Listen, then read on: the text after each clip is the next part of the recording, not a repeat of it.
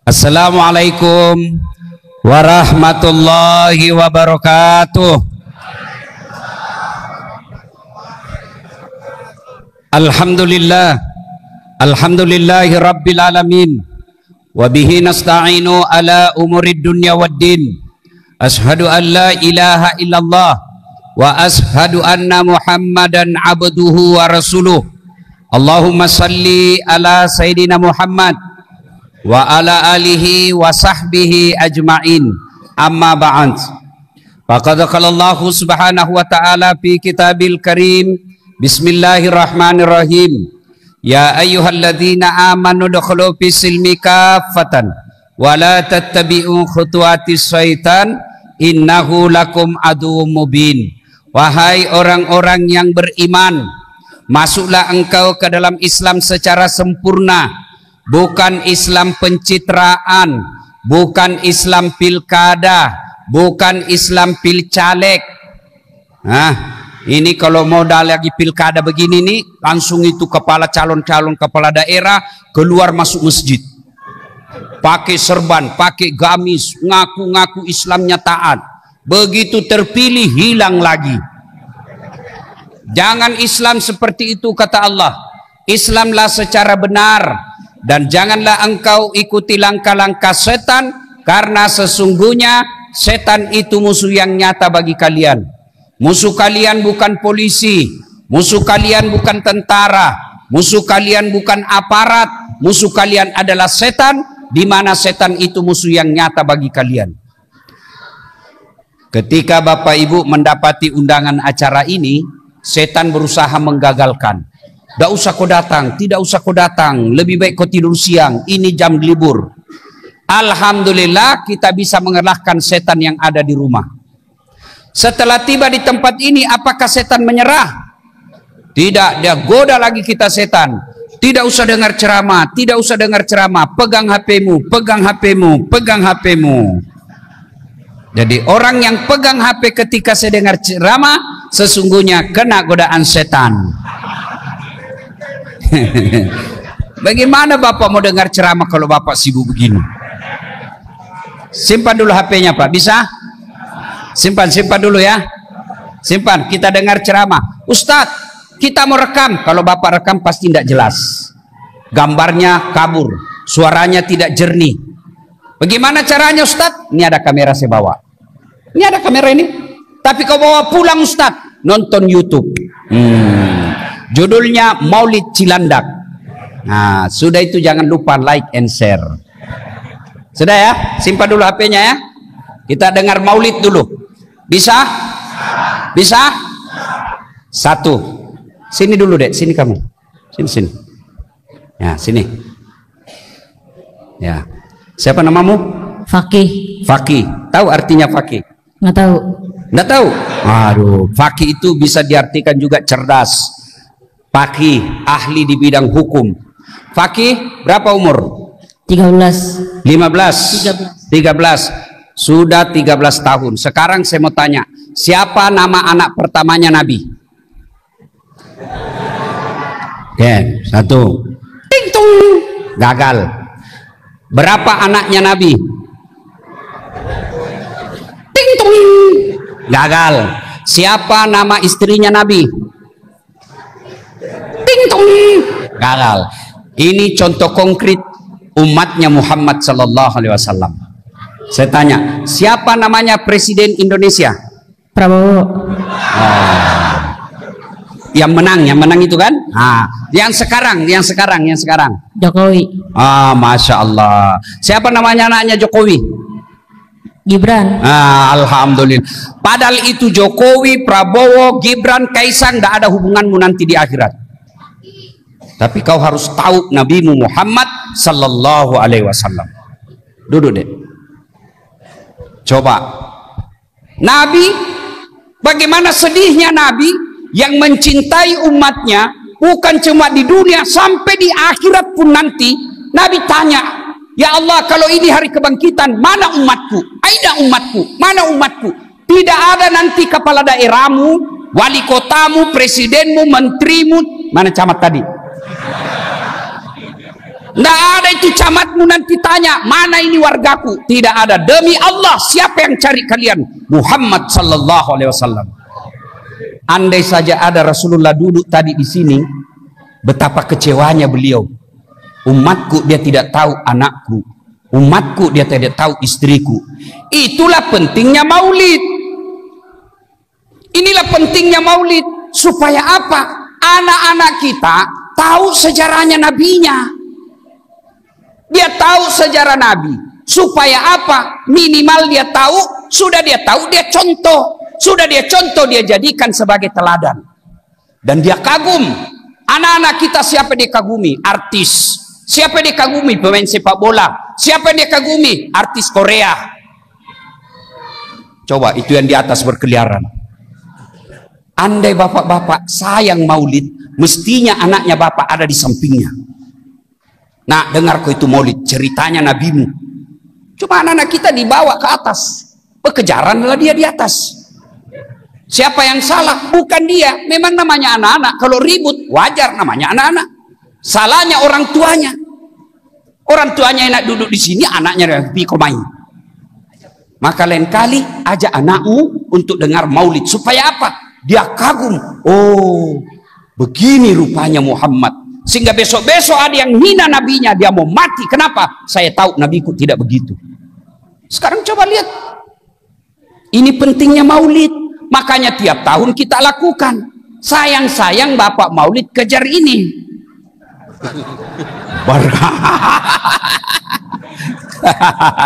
Iya toh? Ah, enggak salah juga. Atau bapak mau dengar ceramah atau mau ini? Ceramah. Ah, sudah kumpul kembali, kasih panitia itu. Dua-duanya. Tapi Bapak Ibu Saudara-saudara sekalian, sekarang ada pendakwah yang baru-baru mau katakan maulid bid'ah. Maulid syiah, maulid itu bid'ah, maulid itu sesat, tidak ada pada zaman Nabi. Kita hormati pendapatnya, tapi jangan kau katakan kami sesat karena kami maulid. Kamu tidak mau maulid silahkan, kami hormat. Tapi jangan kau tuduh kami maulid ini adalah bid'ah dan sesat. Tapi inilah bentuk kecintaan kita kepada Rasulullah Muhammad sallallahu alaihi wasallam. Nah, satu, dua.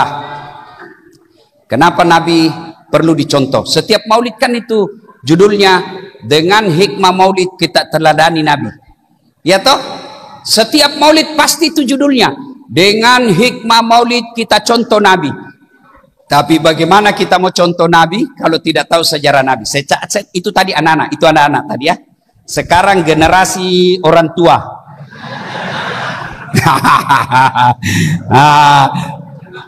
Panjenengan. Berapa anaknya Nabi? Coba Pak, sudah berapa tahun nih jadi Islam? Bapak, berapa anaknya Nabi? Mohon maaf Pak. Lupa. Coba. Bagaimana sedihnya Nabi seandainya ada Nabi dan tidak ada yang tahu sejarah Nabi. Bagaimana kita mau contoh Nabi, sejarah Nabi kita tidak tahu. Anak-anak Nabi ada 7 orang. Baru kau tahu semua tuh 7 anaknya Nabi. Iya toh? 7 anaknya Nabi. 3 laki-laki, 4 perempuan. Pertama Qasim, Abdullah, Ibrahim, Zainab, Ruqayyah, Ummu Kalsum, Fatimah. Bapak baru tahu kan hari ini anaknya Nabi 7. 3 laki-laki, 4 perempuan. Sudah alhamdulillah, sudah ada oleh-oleh maulid. Mulai Bapak hari ini, Bapak tahu anak Nabi 7, 3 laki-laki, 4 perempuan. Itulah samping Bapak dapat berkat. Alhamdulillah. Saya zaman kecil lagunya lain. Ini tadi lagu agak modern, anak TKTPA. Saya waktu kecil lagunya ibu saya begini. Pada zaman dahulu kala, pada zaman jahiliyah. Saya tanya, kenapa zaman jahiliyah, Mak? Lahirlah seorang rasul yang terakhir dan mulia. Adik-adik, berapa nabi? Berapa nabi dan rasul? Berapa? 21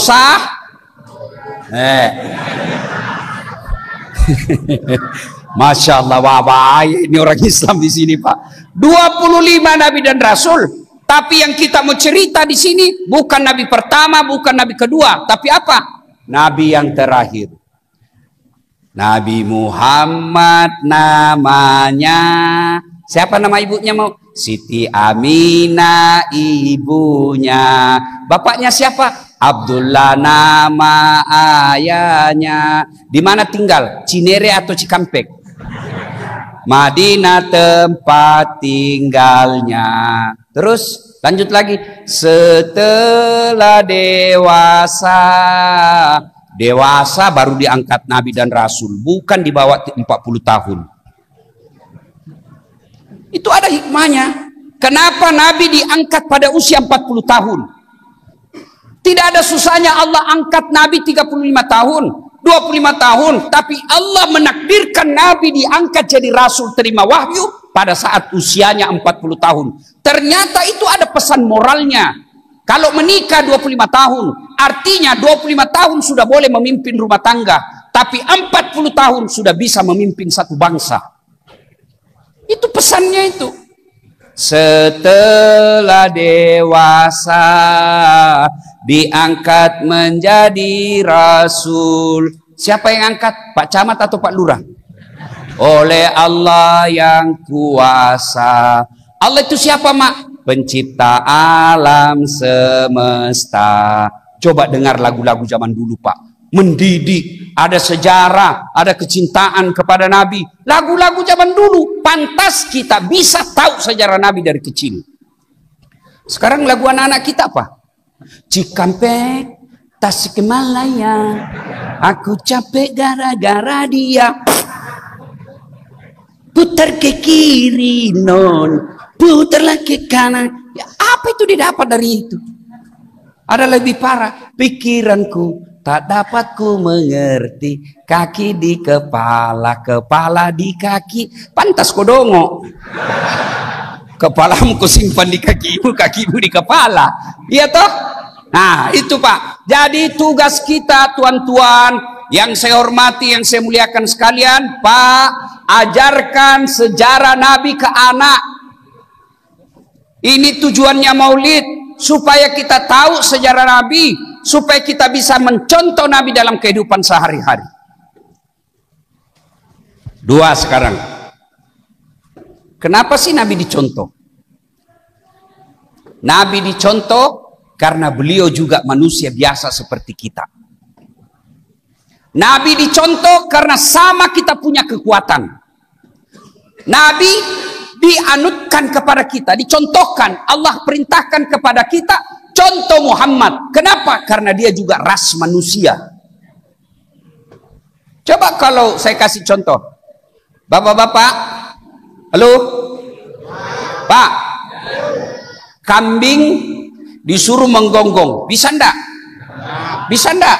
Pasti yang menyuruh orang gila. Mana bisa? Kambingnya mengembek. Anjing menggonggong.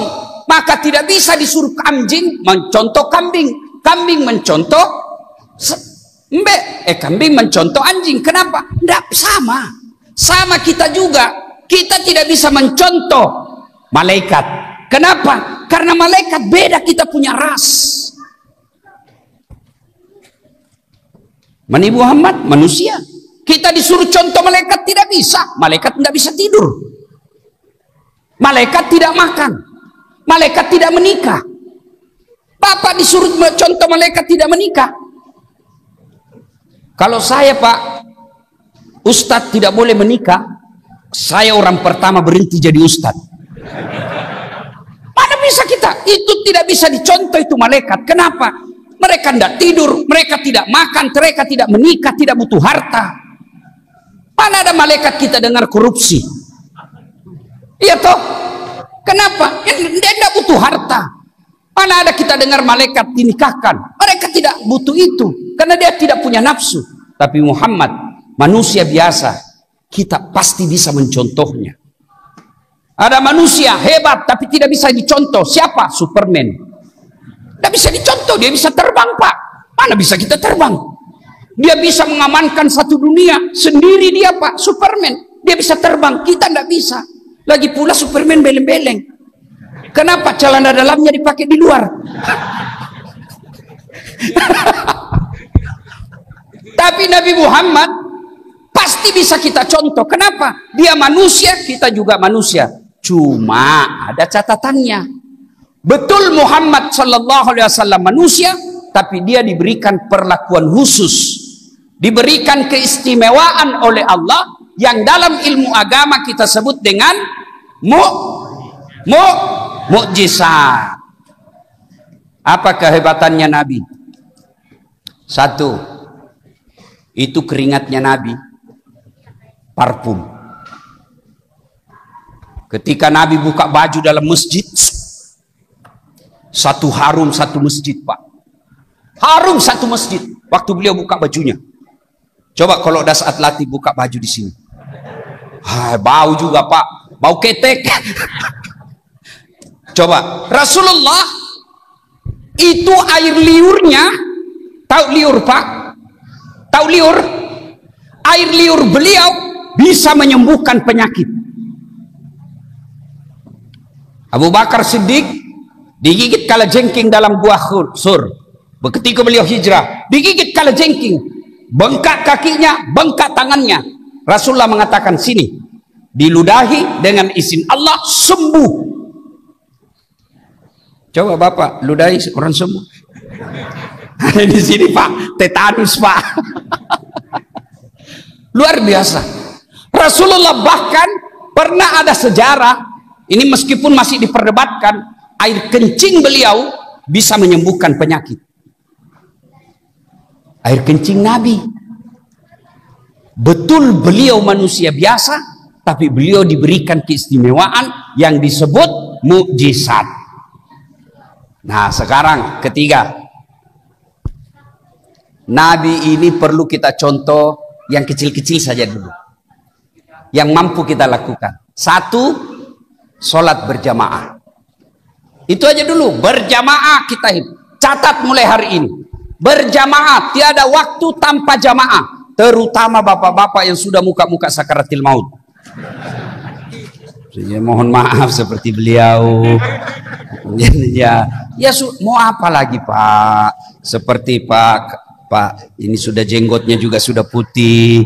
Beliau ini jenderal dulu, jenderal bintang 2 kali Kapolda. Sekarang calon sakaratil maut juga. Saya pikir-pikir, kenapa saya bisa sampai di sini, Pak? Nah, beliau lah ini jenderal, teman saya yang juga komandan saya. Dulu kalau saya ketemu begini, siapa jenderal? Sekarang jabat tangan, sudah tidak jenderal. Hebatnya beliau dari masjid ke masjid. Padahal jenderal dulu ini dari masjid ke masjid. Kamu pengangguran, kerja tidak jelas, rumah ngontrak-ngontrak, muka jelek, bau ketek, masih malas ke masjid. Apa yang kau mau banggakan di hadapan Allah? Yang ketawa saya serius ini. Datang ke masjid. Saya heran lihat anak muda sekarang. Kalau lari, Pak, sampai 10 kilo dia bisa lari. Tapi dia dalam kompleks 10-15 meter masjid dari rumahnya tidak pernah datang ke masjid. Dia berani, hebat, dia bersepeda. Dalam sekali sepeda 2-50 kilometer. Tapi rumahnya dalam kompleks hanya 10-15 meter, tidak pernah didatangi. Masjid hidupkan. Alhamdulillah masjid, Pak, selalu ramai, Pak, jamaahnya. Masya Allah. Apalagi kalau subuh, penuh, Pak, sampai di luar, tidak ada di dalam. Maulid pertama ini bawa oleh-oleh. Tiada hari tanpa berjamaah. Kalau kita pegawai masih aktif, duhur di kantor, oke lah. Asar belum pulang, minimal subuh salat jamaah. Kenapa sih orang malas berjamaah di masjid? Satu, karena dia tidak lihat pahalanya. Andai saja Allah tampakkan pahala berjamaah, itu kata Nabi, andai saja kau lihat itu pahala jamaah subuh, kamu akan datang ke masjid meskipun kau merangkak. Bapak dikasih ini. Apa isinya? Minyak goreng, roti, beras. Maulid jam 1, jam 11 sudah penuh masjid. Padahal cuma itu tuh hadiahnya. Andai saja panitia masjid umumkan, siapa yang datang berjamaah subuh diberikan beras 50 liter, uang 100.000, saya yakin jam 5 sholat subuh, jam 10 malam sudah penuh ini masjid. Karena kalian lihat pahalanya. Sayang karena tidak dilihat pahalanya, kita sepi masjid. Siapa yang datang di masjid? Orang-orang tua yang sudah mau sakaratil maut. Coba lihat Pak, hampir tidak ada anak muda mau datang ke masjid.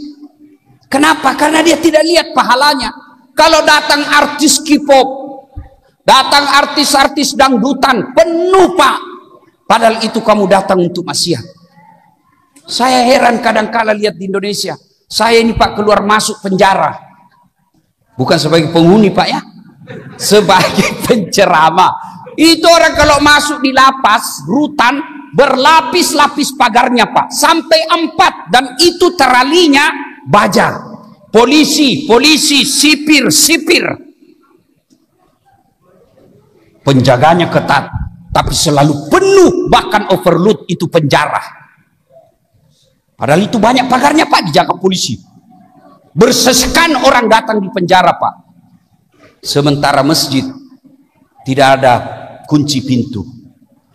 Pahalanya besar, sepi dari jamaah. Kalau kalian cinta kepada maulid, cinta kepada Rasulullah, wujudnya mulai besok salat jamaah. Itu aja dulu salat jamaah. Kadang-kala orang bilang susah masuk surga Ustaz. Salah deh, yang susah itu masuk neraka. Masa sih Ustaz? Iya. Coba lihat Pak, judi gratis atau bayar? Bayar. Selingkuh gak bayar atau gratis? Mahal. Narkoba bayar atau gratis? Bayar. Pergi dugem di tempat-tempat diskotik bayar atau gratis? Bayar. Semua itu dibayar, dan itu pintu masuknya neraka. Dibayar Pak masuk neraka. Kadang-kala sembunyi-sembunyi. Sholat gratis, puasa gratis, berjamaah gratis, pengajian gratis, tahlil gratis, ngaji gratis, naik haji kalau mampu. Dan itu pintunya masuk surga. Cuma setan kasih bingung kita Pak, membuat kita cinta kepada maksiat daripada cinta kepada berjamaah. Satu, sebab orang malas berjamaah ke masjid karena dia tidak lihat pahalanya. Dua, karena dia tidak tahu pahalanya.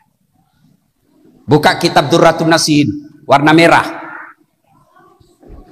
Itu pahala berjamaah. 1. Kata Nabi, kalau kau wudhu dulu, wudhu dari rumah, lalu datang ke masjid, melangkah kaki kanan, 1 pahala. Melangkah kaki kiri, gugur dosa kecil. Jadi kalau rumah sampean dari masjid 20 meter, PP berapa itu? 40 meter. Bayangkan, kaki kanan 1 pahala, kaki kiri gugur dosa kecil. Apalagi kalau bapak naik turun lantai 1, lantai 2. Apalagi kalau bapak jalannya pendek begini.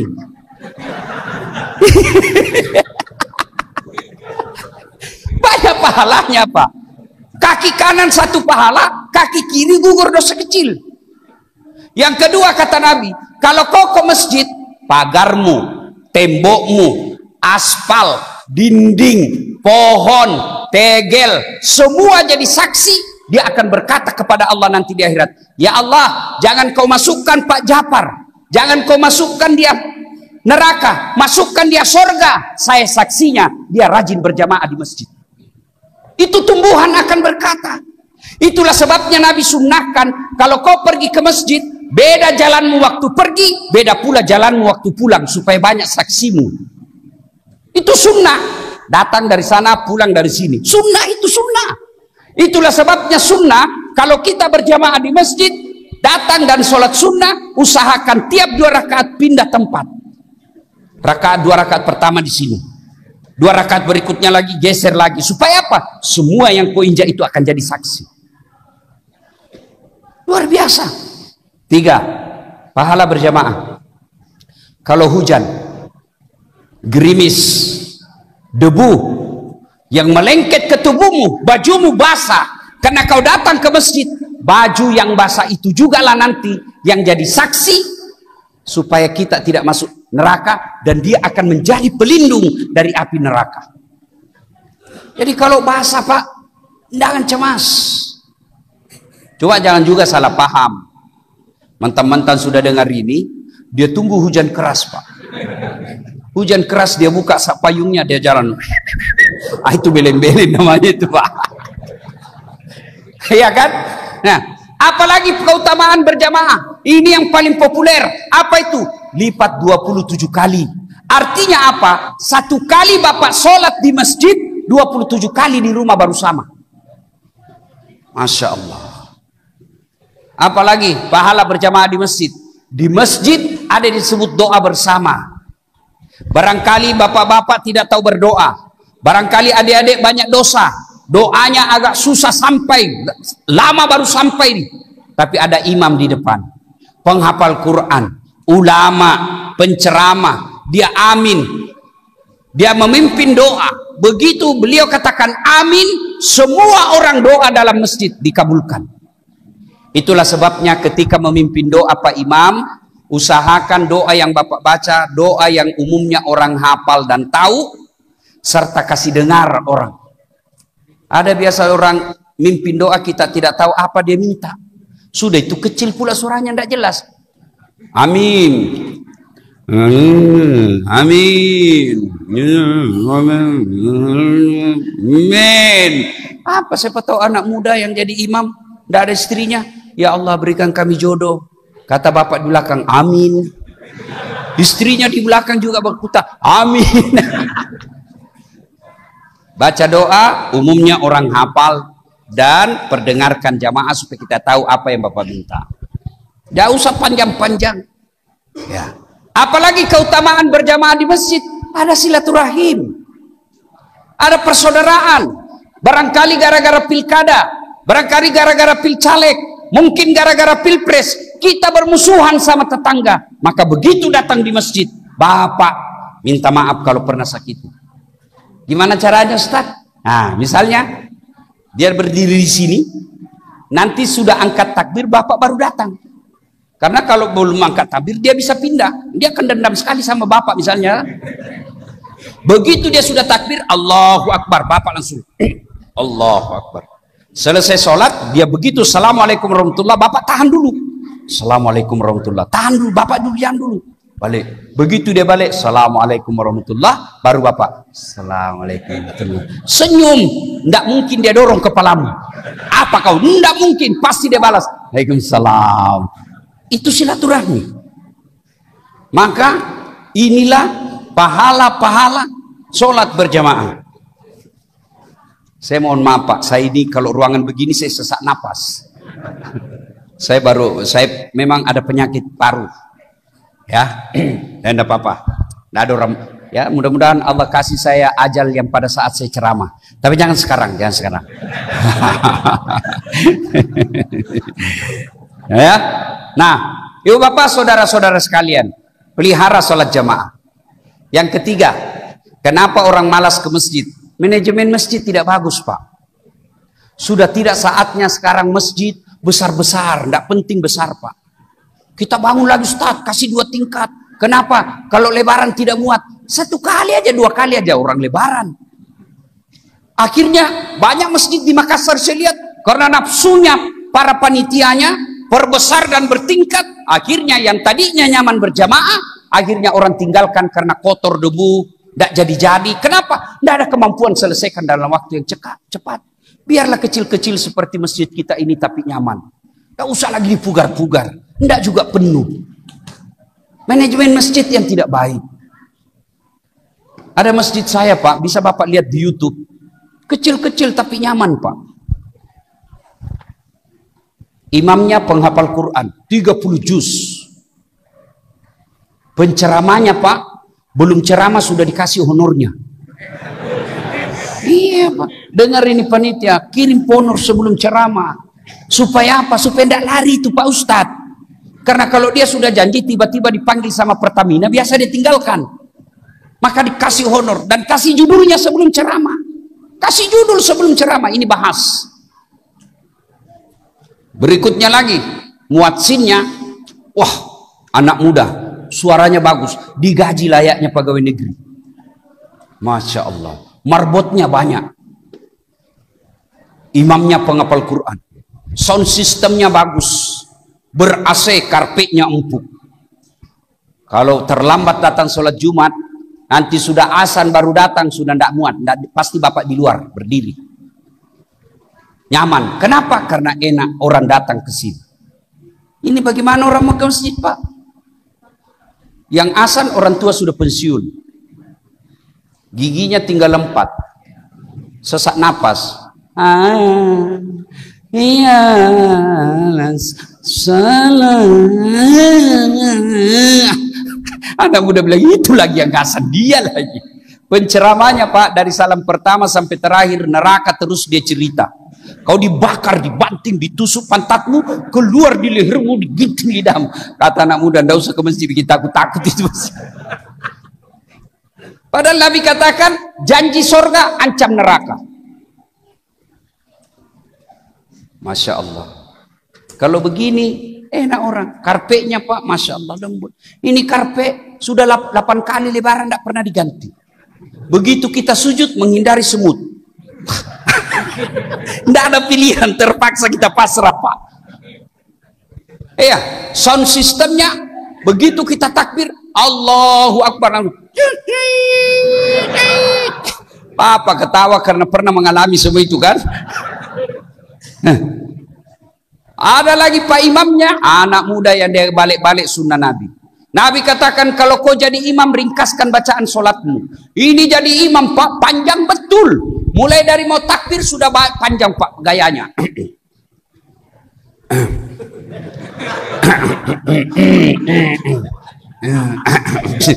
Apa kau tinggal angkat itu selesai Pak.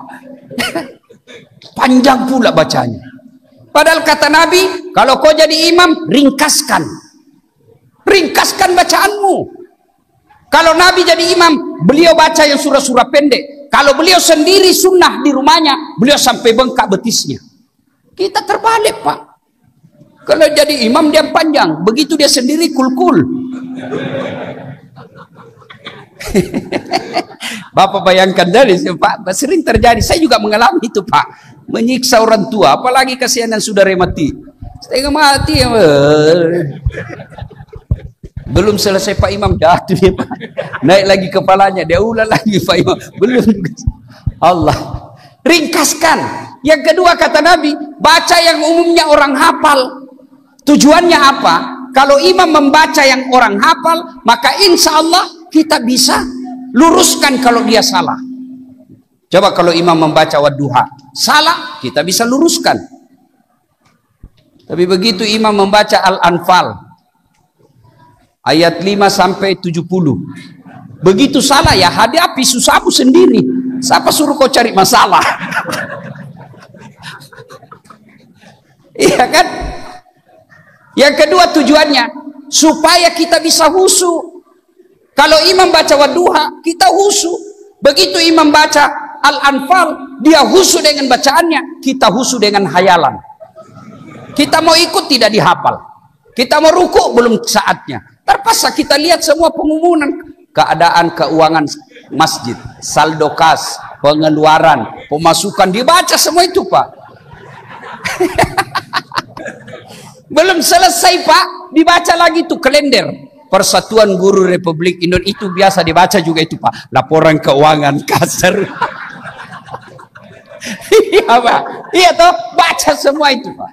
Belum juga selesai, dibaca lagi bajunya orang di belakang, calon DPR RI nomor urut 7, dibaca semua. Siapa yang salah? Imam.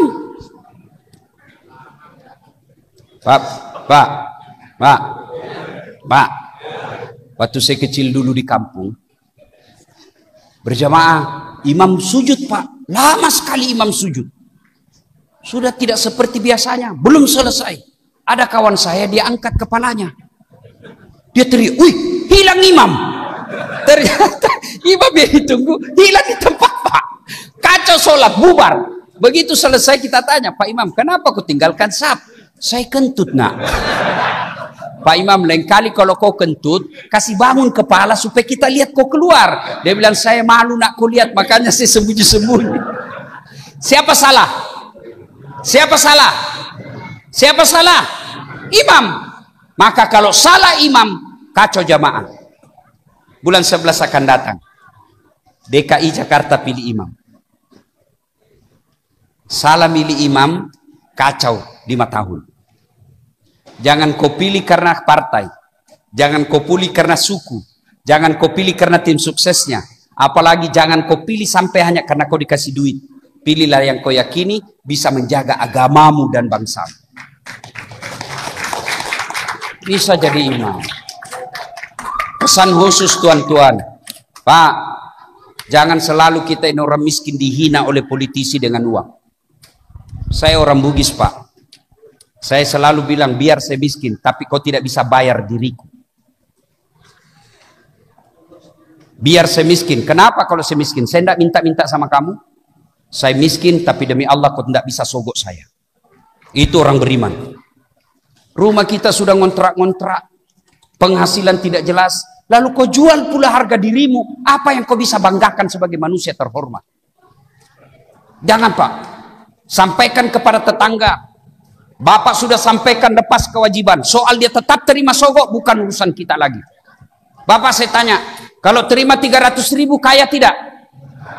Tolong jawab dengan tegas. Bapak terima 300.000 kaya tidak? Tidak. Kalau Bapak tolak 1 juta, miskin tidak? Tapi yang pasti, ketika kau terima itu uang sogok, itu artinya kau tutup masyarakat orang Betawi jadi pemimpin. Kenapa? Karena hanya orang kaya yang bisa jadi pemimpin. Kau tutup pintu masa depan anakmu jadi anggota DPR. Kenapa? Karena hanya orang kaya yang bisa jadi anggota DPR. Tapi kalau kau tolak uang sogok, biar mereka mau sogok kalian, orang kaya mau sogok kalian, tapi kalian tidak mau terima, tidak ada artinya orang kaya buat kalian. Bisa? Bisa tolak uang sogok? 20 orang. Bisa tolak uang sogok? 100 orang. Tolak uang sogok? Ya Allah, dengarlah janji hambamu. Kalau mereka ingkar janji di maulid ini, buat mereka hidupnya sengsara dunia akhirat. Coba lihat, Pak. Gara-gara Bapak milih anggota DPR karena disogok, itu kemarin ribut lagi, kasihan mahasiswa sama polisi. Mahasiswa juga bapaknya polisi. Polisi juga anaknya mahasiswa. Mereka berhadap-hadapan, baku lempar, disaling menghina, saling memukul. Padahal kelakuan siapa yang punya kelakuan? Politisi. Ribut-ribut kita mahasiswa yang kena. Polisi yang bertengkar. Padahal mereka bukan pelakunya. Siapa pelakunya? Politisi. Kenapa begitu politisi? Karena mereka terpilih karena uang. Maka saudaraku, bulan 11 akan datang ini, jangan kau pilih karena disogok. Dan pesan kedua, bapak-bapak boleh berbeda pilihan, silakan, tapi jangan saling menghina. Boleh kau berbeda pilihan, tapi tetanggaan tetap rukun. Jangan bertengkar. Bapak ibu saudara-saudara sekalian, masih ingat pemilu 2019? Masih ingat pemilu 2019? Siapa yang bertanding? Bapak Joko Widodo dengan Bapak Prabowo. Siapa yang menang? Bapak Joko Widodo. Siapa menterinya? Apa? Dia bertanya, satu paket. Malah sekarang tambah aku. Kalian bertetangga dari 2019 musuhan. Apa kau dapat? Itulah aslinya beleng-beleng. Kalau tim sukses saling menyerang, wajar dia mau jadi menteri. Pengusaha saling mendukung, wajar mereka mau dapat proyek. Tapi kalian bertetangga beda pilihan, bermusuhan, apa kau dapat? Emang kalau kau sakit dia datang besuk kamu? Enggak. Maka lebih baik silakan pilih jagoanmu, hormati lawanmu.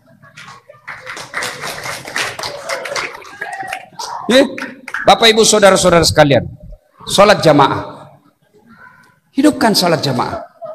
Sebagai contoh konkret, ini yang ceramah Pak, saya tidak pernah mondok. Di mana saya belajar dakwah? Masjid. Maka saya selalu cari rumah yang dekat dari masjid. Bapak kalau mau beli rumah, pilih rumah yang dekat dengan masjid. Tapi kalau bapak dengan masjid seperti ini tidak pernah datang berjamaah, dicari kau nanti malaikat. Mana itu yang tinggal 5 meter dari masjid rumahnya tidak pernah datang jamaah? Mana itu? Kalau ini masjid juga tidak terurus dengan baik, maka yang dekat-dekat rumahnya masjid nanti kalian dicari. Hidupkan masjid. Dan demi Allah, tidak ada orang sengsara hidupnya kalau dia rajin dan menghidupkan masjid. 7 golongan orang dilindungi di pada mahsyar kelak. 1 di antaranya mereka yang menggantungkan hatinya di masjid. Maka orang tuaku sekalian, ayahanda yang saya hormati, ketika usia bapak sudah 60 tahun ke atas, jangan lagi tergelincir oleh godaan dunia. Sudah saatnya bapak investasi lebih banyak ke akhirat. Dan investasi yang banyak ke akhirat itulah masjid. Allah sediakan 1 ruang khusus bagi mereka yang menghidupkan masjid di padang mahsyar kelak. 7 golongan di antaranya, salah satu di antaranya mereka yang menghantungkan hatinya di masjid. 2, sunnah Nabi. Pak Ibu, saudara-saudara sekalian, sedekah. Bersedekahlah. Bapak semampunya, Allah tidak minta banyak. Misalnya hari Jumat atau hari Kamis, mungkin bisa dijadikan tradisi takmir masjid di sini.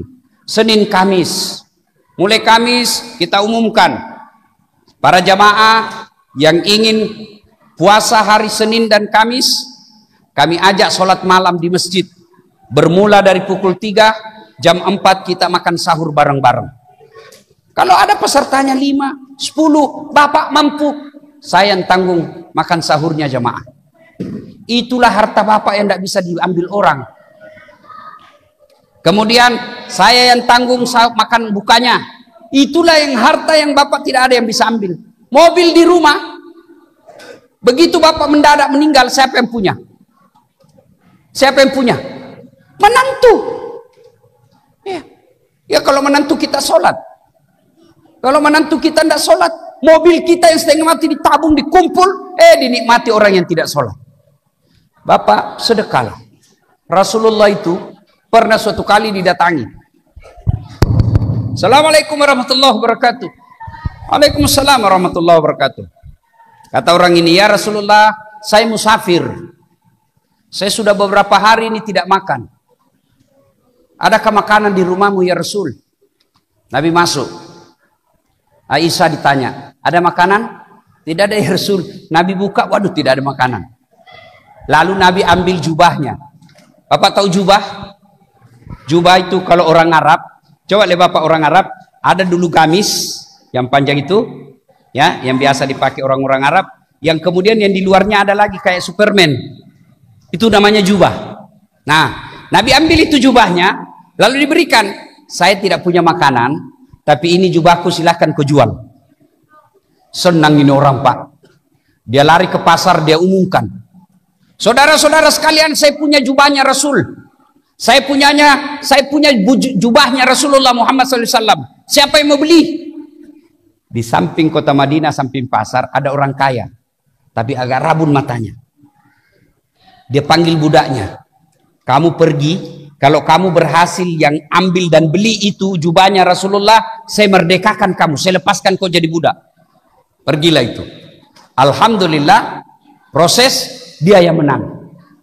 Yang budak ini, dia bawa ke rumahnya, Tuan, ini baju Rasulullah. Lalu orang ini berkata, oke, saya merdekakan kamu, sekarang kau bukan lagi budak saya merdekakan kamu. Beberapa saat kemudian, dia lipat baik-baik itu baju Rasulullah, jubah Rasulullah, dia bungkus, lalu dia bawa ke rumah Rasulullah. Yang tadinya sebelumnya dia gosokkan matanya. Dengan cintanya kepada Rasulullah, dia bersalawat, Allahumma shalli ala sayyidina Muhammad wa ala ali sayyidina Muhammad. Dia salawat sebanyak-banyaknya. Dia gosok matanya dengan jubahnya Rasulullah, dengan izin Allah sembuh. Sembuh Pak, senang sekali. Dia datang bawa ke rumah Rasulullah, ya Rasulullah, jubahmu saya yang beli, dan dengan izin Allah sembuh mata saya kembalikan kepada ya Rasul. Nabi panggil istri beliau, Aisyah, kau lihat hebatnya ini sedekah. Satu, dia mengenyangkan orang lapar. Yang tadi datang kan, yang tadinya dia lapar, dia nggak beli baju, dapat uang, makan, sembuh laparnya, mengenyangkan orang lapar. Yang kedua, memerdekakan budak. Yang ketiga, menyembuhkan orang sakit. Yang keempat, dengar kau baik-baik, hebatnya sedekah kembali lagi kepada yang punya. Maka saudara, kalau cinta kepada Rasulullah, jaga sholat jamaah, ada sedikit rezeki dari Allah, bersedekahlah, karena itulah harta kita. Mudah-mudahan ada manfaat, lebih dan kurangnya mohon dimaafkan. Usikum wa nafsi bitaqwallah, fastabikul khairat. Assalamualaikum warahmatullahi wabarakatuh.